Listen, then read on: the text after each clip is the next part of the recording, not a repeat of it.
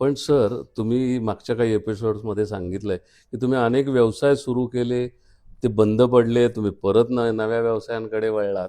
तर समजा एखाद्या तरुणाचा पहिलाच बिझनेस फ्लॉप झालाय, हं. तर त्यांनी कसं बघावं या सगळ्याकडे? आता कुठल्याही परिस्थितीमध्ये नेहमी वाक्यच आहे, अपयश ही यशाची पायरी असते. तुम्हाला या अनुभवातनं जावंच लागतं.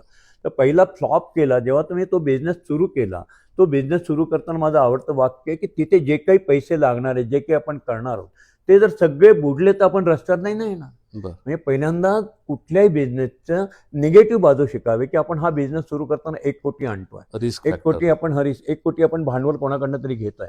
उद्या आपण हा बिझनेस नाही करू शकलो तर 50 लाख बुडणार आहेत. मग विश्वासाने जर 50 लाख बुडलो तर तो ज्याचे 1 कोटी आहे तो रस्त्यावर नाही येणार. तो पण रिस्क घेताना हे कॅल्क्युलेशन करून घेत असतो. त्याच्यामुळे तुम्ही बिझनेस करताना हेच बघा, की जर त्या बिझनेसमध्ये आपण संपलो तर आपण कोलॅप्स होणार नाही, देशोधडीला लागणार नाही. तेवढीच ती उडी मारायची असते. पाण्यात उडी मारताना पाण्याचा खोल अंदाज घेऊनच मारायची असते. स्विमिंग पूल आहे 4 फूट खोलीचा आणि वरती 10 फुटावरनं सूर मारायला गेलं तर कपाळ मोक्ष होणारच आहे. तर बरोबर आहे. पाण्याचा अंदाज घेऊनच आपण जशी उडी मारतो तशा मोठ्या उड्या मारायला तुम्हाला समुद्रातच जायला पाहिजे. बरोबर. त्याप्रमाणे उडी मारताना कॅल्क्युलेटेड उडी तुम्ही मारता. त्यामुळे पहिली उडी कॅल्क्युलेट असल्यामुळे त्यात जरी थोडा लॉस झाला तरी तुम्ही तो पुढच्या लॉसमध्ये भरून काढू बरोबर. शकता.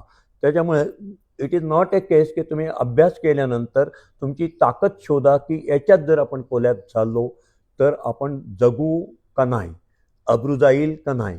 तेवढ्या कॅल्क्युलेटेड रिस्क ही कधीच घ्यावी लागते. कॅल्क्युलेटेड रिस्क घेतल्याशिवाय होतच नाही आणि रिस्क घेतल्याशिवाय बिझनेसच होत नाही. एक मस्त वाक्य आहे, विमान आणलंय आणि अमेरिकेमध्ये विमान घरापुढे जपानमध्ये ठेवायची पद्धत आहे छोटी, तसं तुमचं कार पार्क असतं.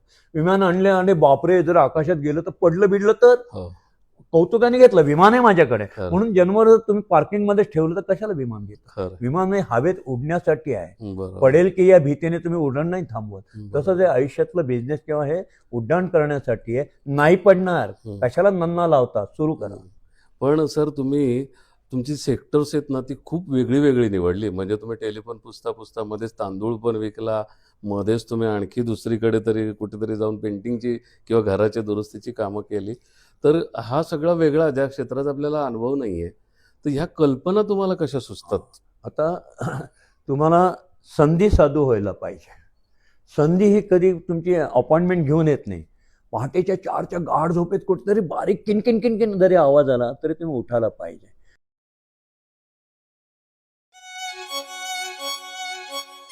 घरासाठी काडी काडी जमवतात माणसं, टुमदार स्वप्नात रंगतात माणसं, छान छान घरात राहतात माणसं, जेव्हा भेटतात घराला घरपण देणारी माणसं, घराला घरपण देणारी माणसं.